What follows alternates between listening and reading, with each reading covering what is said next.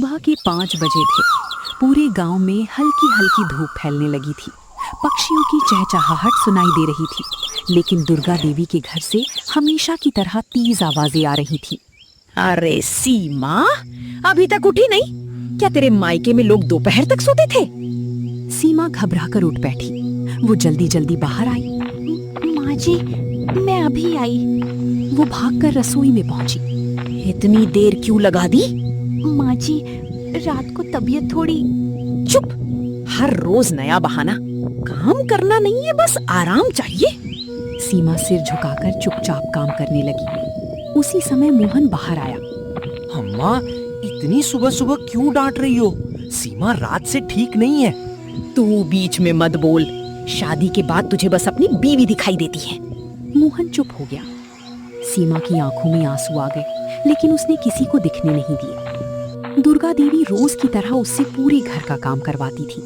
आंगन साफ करना, खाना बनाना, बर्तन धोना, गाय को चारा देना, कुएं से पानी भरना।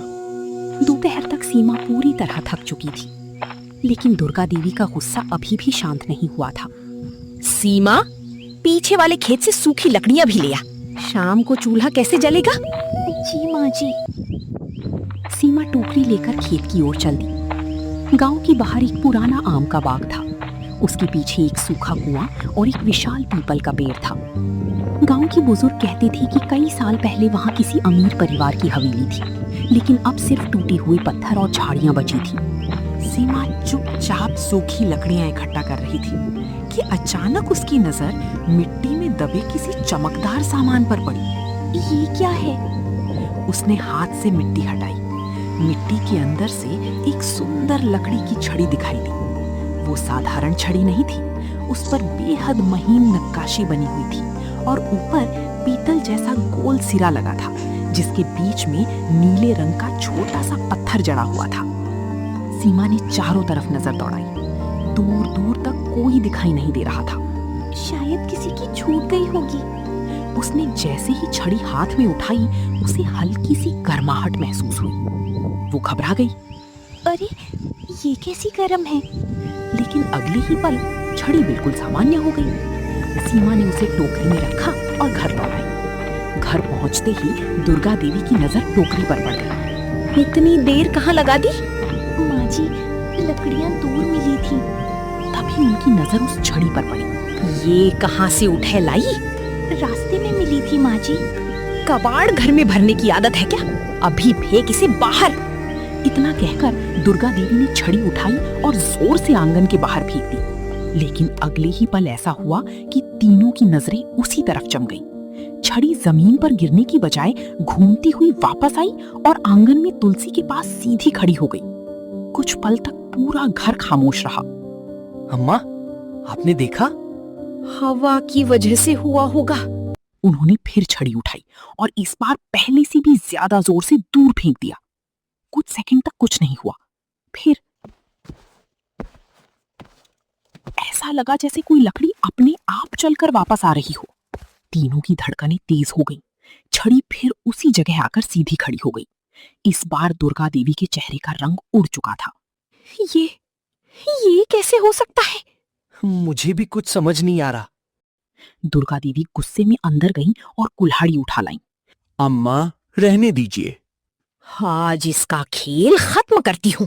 उन्होंने पूरी ताकत से कुल्हाड़ी चलाई, लेकिन कुल्हाड़ी छड़ी तक पहुंचती उससे पहले उसका लकड़ी का हत्था बीच से टूट गया। कुल्हाड़ी जमीन पर गिर गई। दुर्गा देवी 2 कदम पीछे हट गईं। आंगन में फिर सन्नाटा छा गया।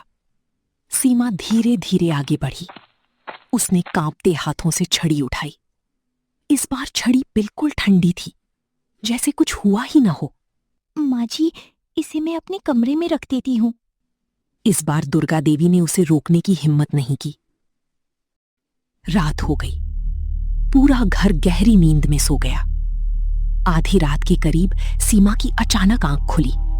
उसे लगा जैसे कमरे में हल्की सुनहरी रोशनी फैल रही हो। उसने उठकर देखा। वही छड़ी धीरे धीरे चमक रही थी। सीमा डर गई। उसने मोहन को जगाने की कोशिश की। मोहन जी, उठिए। लेकिन मोहन गहरी नींद में था। तभी छड़ी से निकली सुनहरी रोशनी कमरे की दीवार पर फैलने लगी। धीरे धीरे दीवार पर एक अजीब सा निशान उभर आया। वो किसी पुराने नक्शे जैसा दिखाई दे रहा था। सीमा ने ध्यान से देखा। नक्शे में वही सूखा कुआं बना था जहां उसे छड़ी मिली थी, और कुएं के नीचे एक गोल निशान चमक रहा था। सीमा कुछ समझ पाती उससे पहले बाहर से किसी के कदमों की आवाज सुनाई दी। सीमा का दिल जोर जोर से धड़कने लगा। वो धीरे से दरवाजे तक गई और उसे खोला।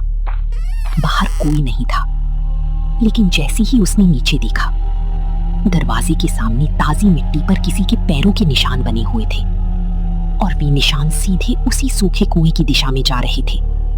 सीमा ने घबराकर छड़ी को कसकर पकड़ लिया। उसके मन में सिर्फ एक सवाल घूम रहा था, आखिर इस जादुई छड़ी का उस सूखे कुएं से क्या रिश्ता है? इसका नेक्स्ट पार्ट जल्दी आ रहा है। तब तक के लिए प्लीज लाइक और सब्सक्राइब करें।